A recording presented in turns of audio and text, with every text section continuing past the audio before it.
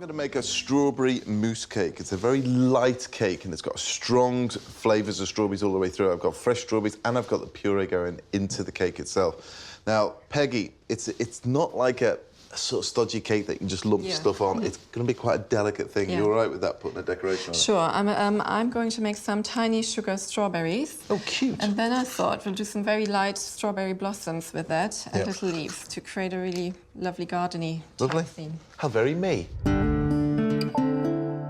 This dessert makes quite an impression, bursting with strawberry flavour.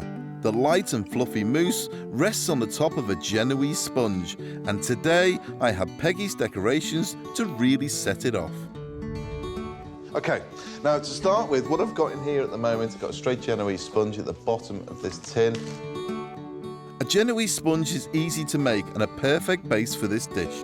The next thing I'm going to add is a mousse, and again, this mousse will really liven up this, and I'm using proper strawberry puree, and I'm using jelly in there as well. But to kick off with, evaporated milk into a bowl.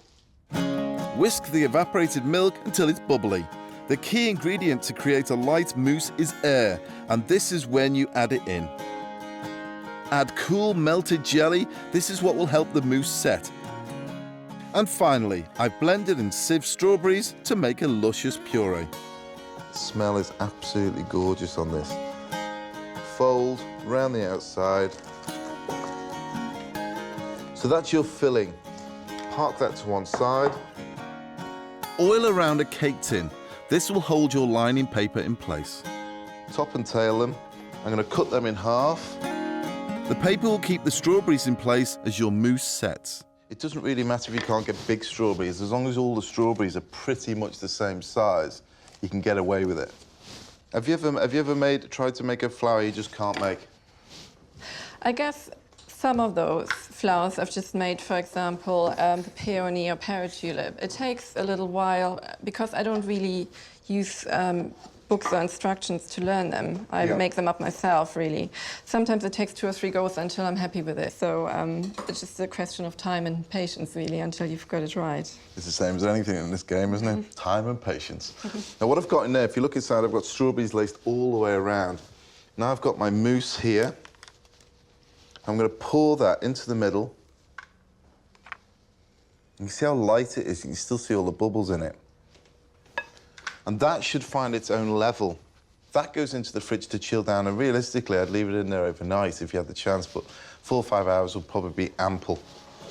Pop that in the fridge. I'll show you one that has been in the fridge. And here's one that has chilled. Just gonna pop the springform case off and peel the paper off.